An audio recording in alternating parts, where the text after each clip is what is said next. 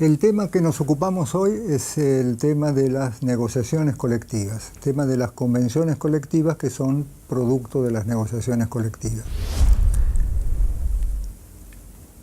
Sobre las convenciones colectivas parto de esa base de que hay una noción que tiene el público, una noción no muy definida, una noción no muy determinada, que en definitiva es la misma noción de la cual participan los alumnos. Los alumnos llegan al principio de este curso, a este momento, con esa noción que es la noción de la calle, digamos. Y esa noción está determinada, me parece, en base a dos elementos principales, que son: de las convenciones colectivas depende la parte básica de los ingresos de una gran cantidad de personas, de los trabajadores dependientes, y las convenciones colectivas son firmadas o son celebradas o tienen la participación de los sindicatos. Entonces, en base a estos dos elementos, de ellas dependen los ingresos de los trabajadores y tienen que tener participación de los sindicatos, se forma una noción que creo que es la general, de la cual tenemos que partir, que no es equivocada, es una noción que es bastante exacta, solamente que es una noción, como les decía, indefinida o un poco imprecisa. De lo que se trata es de que los alumnos, cuando hayan pasado por este curso y lo hayan terminado, tengan una noción que ya no sea más esa.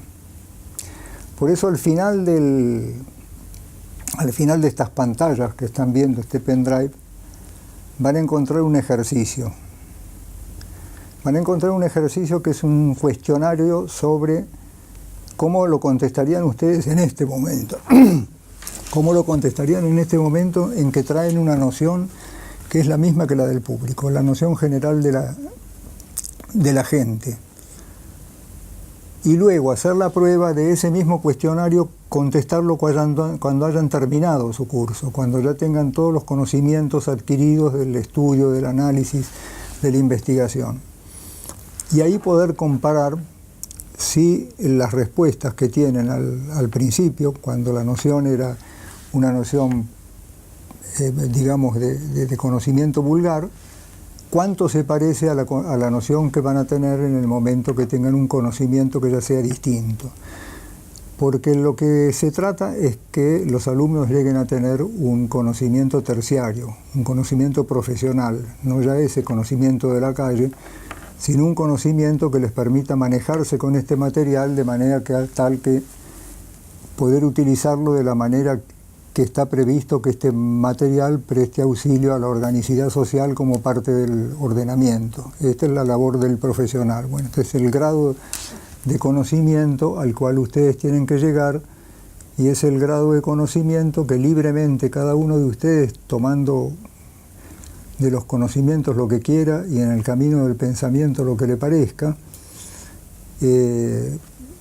a esta cuestión es que ustedes van a tener que llegar a una conclusión u otra, pero a una conclusión elaborada. Lo que no pueden hacer es seguir al final dando una respuesta que es prácticamente de pura impresión inicial, sino que tienen que dar una respuesta analizada, una respuesta argumentada, una respuesta fundamentada, que de eso se trata que estén acá.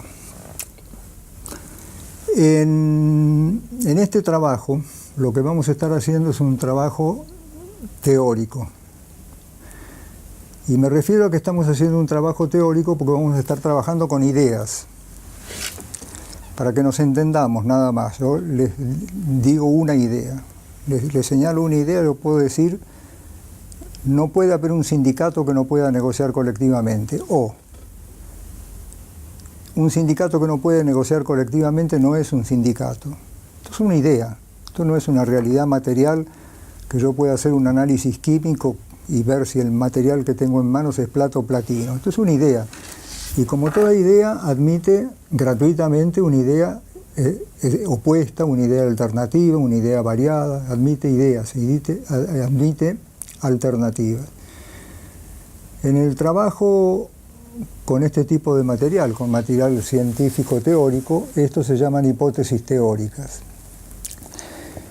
Y las hipótesis teóricas son siempre hipótesis que pueden entrar en contradicción. Nosotros vamos a especialmente ver en este material, prácticamente en casi cualquier cosa que digamos hay una hipótesis contraria. Entonces, el asunto es saber cómo elegir entre las distintas hipótesis.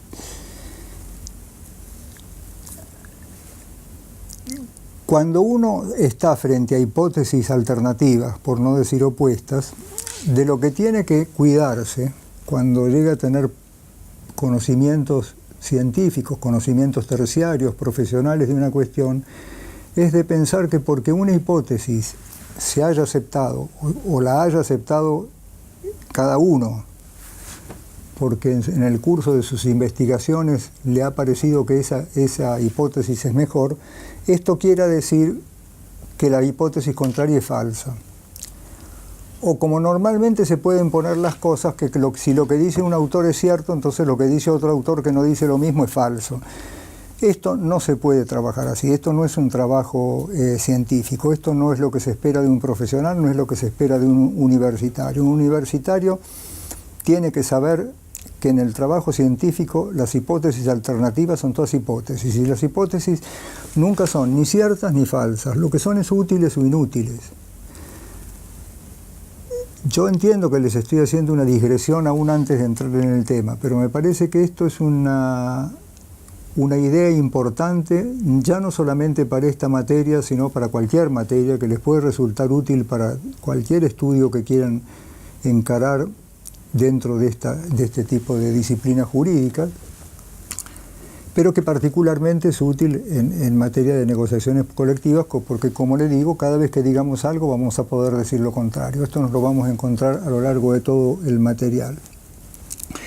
Las hipótesis, como les digo, se miden por utilidad. Ayudan a entender, ayudan a compaginar, ayudan a administrar el material, o no ayudan, ayudan más o menos. O sea, una hipótesis que es buena, que es una hipótesis útil, la vamos a encontrar con que si luego la repetimos a casos no previstos dentro del material, para los cuales no estaba previsto originalmente, nos va a dar una respuesta, nos va a servir a entender. Cuando es una hipótesis mala, no nos va, al contrario, nos va a complicar la vida, no nos va a servir, no vamos a entender, no nos va a ayudar a ordenar. Bueno, en este sentido es que las hipótesis son útiles o inútiles. Y lo último sobre esto es que la forma de medir la eficacia o el valor de una hipótesis teórica en general tiene que ver con los resultados. Si una hipótesis me lleva a un resultado preferible, entonces esa hipótesis me va a resultar preferible. Si esa hipótesis me lleva a un resultado que no quiero, entonces va a ser una hipótesis que a mí, por lo menos, no me resulte preferible. Ese es el análisis que tienen que hacer. O sea, tienen que pasar por los resultados que dé cada cosa en la cual estén pensando para luego elegir según qué resultado les ha dado cada cosa. Desde ya les quiero decir que en esta materia los resultados, como los de toda hipótesis teórica, son infinitos. O sea, uno nunca sabe, cuando plantea una hipótesis teórica, cuáles van a ser las aplicaciones posibles dentro del material. Pero hay un resultado al cual las cosas se refieren muy seguido. Casi le diría que casi todas las veces las oposiciones de hipótesis van a parar a un resultado que se refiere de alguna manera a la libertad sindical. Y como la libertad sindical es un resultado preferible dentro del derecho colectivo del trabajo, esto casi lo podemos manejar como un absoluto, ¿no? O sea, la libertad sindical es un valor absoluto en esta materia que estamos viendo. Luego, un criterio de preferencia es el de cuántos mayores desarrollos de la libertad sindical admite una hipótesis y cuántos más o menos admite otra. Esto no quiere decir que automáticamente la que admite más desarrollos de la libertad sindical tenga que ser preferida, pero sí quiere decir que si voy a preferir la otra necesito tener argumentos complementarios.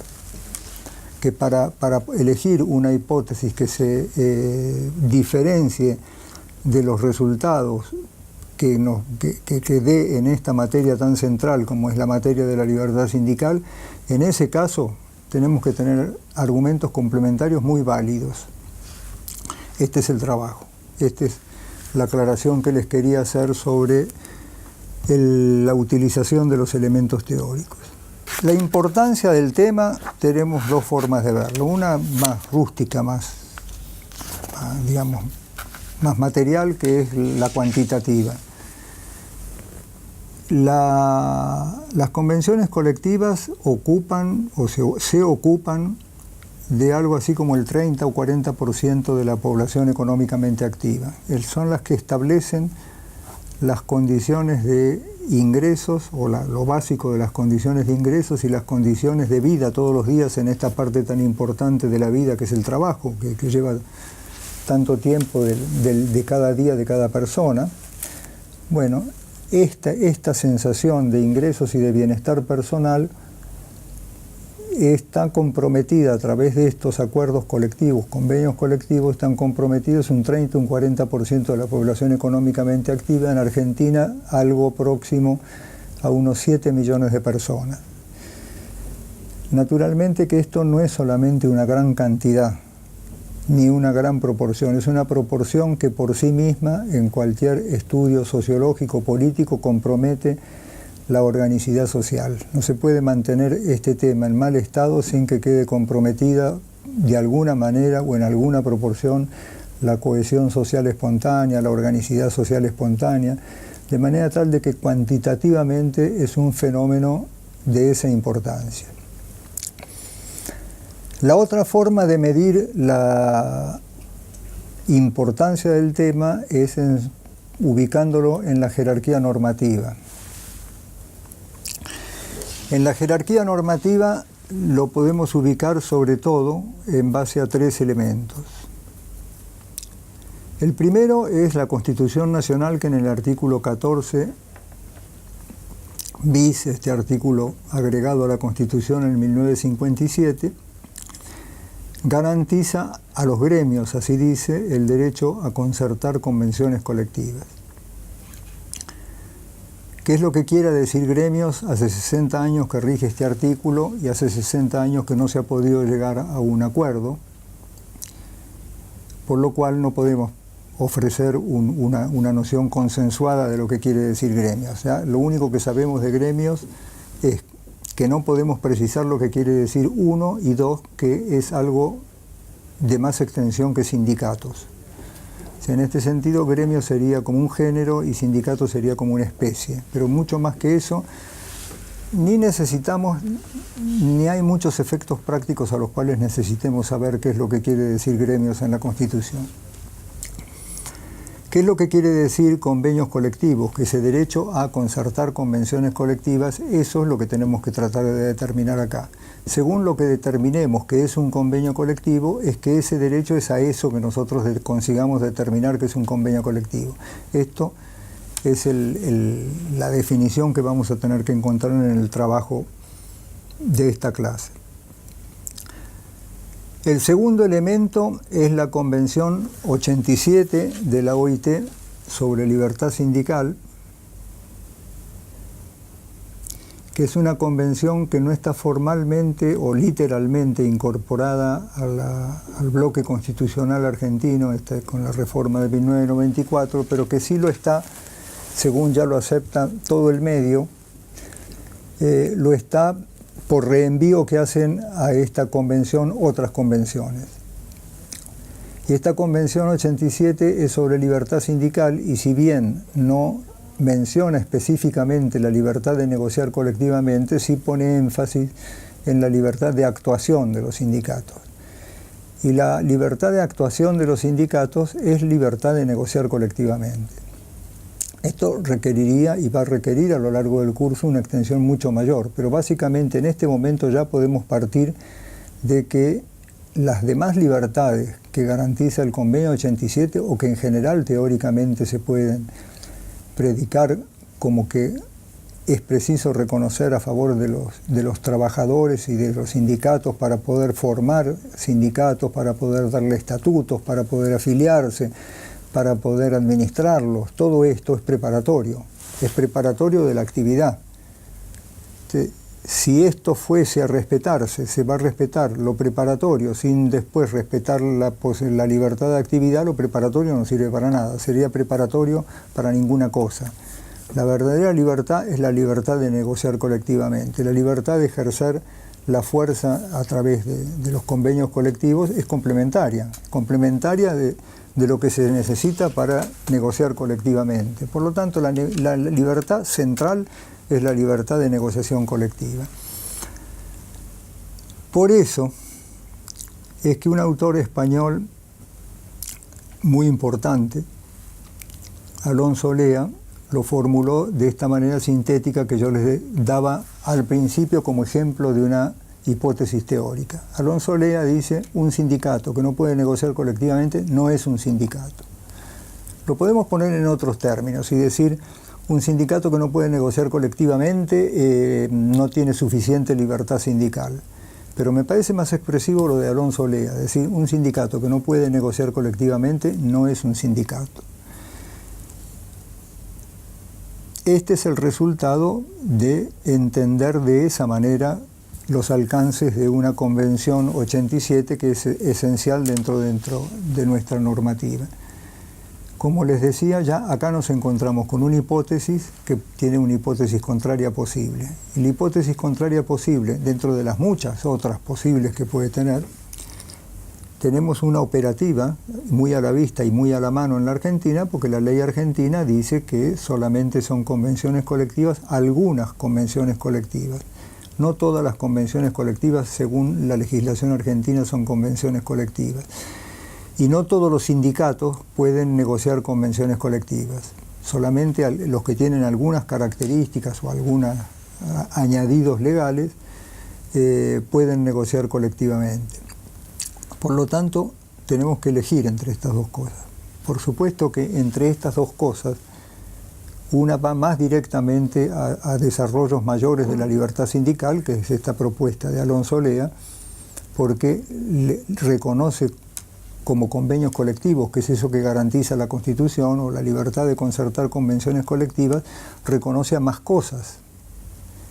Pero no hay forma de, como les decía, sostener que, porque esto nos parezca en principio mejor, lo otro es necesariamente contrario. Respecto de lo otro, vamos a encontrar en el trabajo a lo largo del curso, vamos a encontrar argumentos complementarios para sostener que puede haber un sindicato que pueda ser un sindicato y no tener la facultad de negociar colectivamente, y estos argumentos los vamos a tener que evaluar y cada uno se formará su idea y cada uno llegará a su propia conclusión. Y el último y tercer elemento que nos da la jerarquía normativa del derecho a concertar convenciones colectivas en la Argentina es la Declaración de Derechos Fundamentales y Principios de la OIT de 1998. Declaración que no es una convención, pero que se autoproclama obligatoria para todos los países miembros de la OIT, y por lo tanto es obligatoria para la Argentina, que es uno de los países miembros de la OIT. Dentro de nuestro país esa convención de 1998 es obligatoria. Y declara, esta vez sí literalmente, esta vez sí específicamente, declara que el derecho a negociar colectivamente es un derecho fundamental. ¿Qué es lo que quiere decir que es un derecho fundamental? Esto supongo yo que un alumno de Derecho ya lo ha visto por lo menos más de una vez, y ya sabe, o de alguna manera se ha empezado a dar cuenta de que la declaración de que un derecho sea fundamental tiene variantes. Puede ser desde una decoración, ¿no?, con la cual el que está hablando trata de subrayar lo que dice y dice este derecho es muy importante porque es fundamental y de allí no pasa. Pero también puede tener un alcance operativo. Hay lugares, ordenamientos jurídicos comparados en el mundo en donde los derechos fundamentales tienen una vía de trámite en la justicia diferenciada, privilegiada con relación a los demás derechos. Eso en nuestro país no pasa. Pero lo que a nuestro país sí llega es que el hecho de que un derecho haya sido declarado fundamental le da preferencia en la aplicación. En el caso en que el derecho declarado fundamental, en este caso el derecho a negociar convenciones colectivas, entre en colisión con otro derecho, en ese caso tiene derecho de paso, tiene derecho a ser aplicado con preferencia porque ha sido declarado un derecho fundamental. Luego tenemos una cantidad de instrumentos internacionales que también hacen declaraciones a favor del derecho a negociar colectivamente. Pero me parece que lo esencial, lo más claro, lo fundamental son estos tres elementos que les acabo de dar. Con relación, vuelvo, porque no quiero saltear esto, con relación a este segundo elemento que estaba dándoles de la Convención 87 de OIT y la formulación de que un sindicato que no puede negociar convenios colectivos no es un sindicato o no goza de suficiente libertad sindical, como lo quieran poner, les señalo que existe en la Argentina un caso Cochia de la Corte Suprema, Cochia contra Estado Nacional,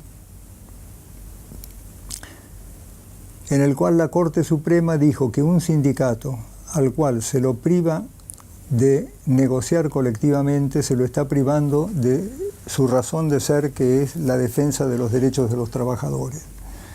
O sea que la Corte Suprema Argentina tiene definido de que efectivamente el derecho a negociar colectivamente, aunque sea de una manera, digamos, interpuesta, llega a ser la razón de ser que tienen los sindicatos. La razón de ser o la forma que tiene de llegar a la razón de ser, que es defender los intereses de los trabajadores.